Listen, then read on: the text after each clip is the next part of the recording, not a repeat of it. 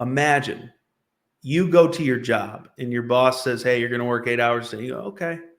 And then at the end of the job, you've worked the 8 hours. He goes, here's your paycheck. And you go, you know what? Why don't you hold on to it? Why don't you keep that paycheck? I don't want it. That's the same thing as when you take a trade and you're up 500% or maybe even 20%. Let's just say you're up $50. And if you didn't map anything out, then I would say that that's the time. But you're up $100, $200, and you just say, you know what?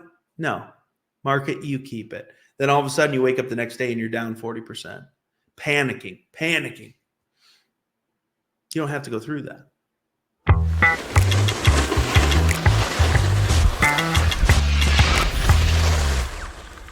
This is how you get better, man. If you get honest, you get better. So we've all put our hand on the stove, right? And it burnt the shit out of our hand. Now we took our hand off and we go, oh my God, that hurts. But then if you lost money, then you will go back and you go, you know what? It wasn't that bad. You throw your hand back on the stove and you burn it all over again.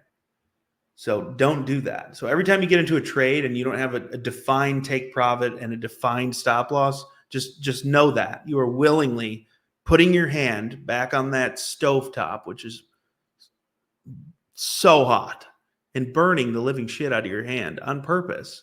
And for what? Don't do that. If you don't know how to outline my take profit, my stop loss, we got you 100%. That's what we teach. It's what we do. It's literally what we do, because that's the thing that I don't think most people will teach. I don't know. Yeah. They just don't.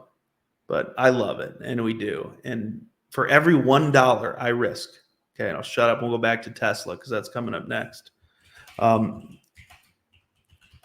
For every $1 that I risk, so it means every dollar of risk I put into a trade, I am expecting to make at the very least $3. So if I'm not going to make $3, I don't put my $1 at risk. So when you don't have these things defined, here's what you're doing. You're just putting your dollar out there going, oh, I hope it comes back. Think of it this way. You find a random guy in the street and you go, hey, here's $200. I'd like you to bring me back. Or here's $100. Sorry, you give a random guy on the street $100. You say, hey, I'd like you to bring me back $300. If you do, I'll give you a commission. You're not going to see that guy again.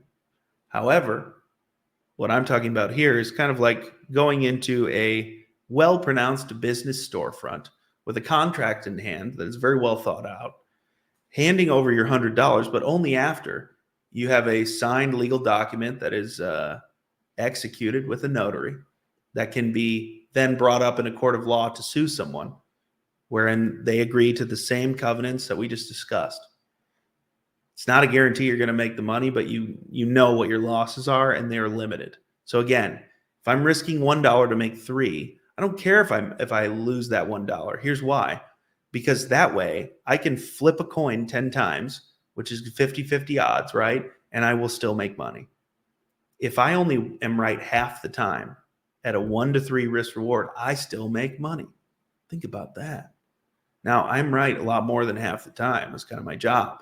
But I like the safety of knowing I don't have to be, because I'll still make money. And again, the winners pay.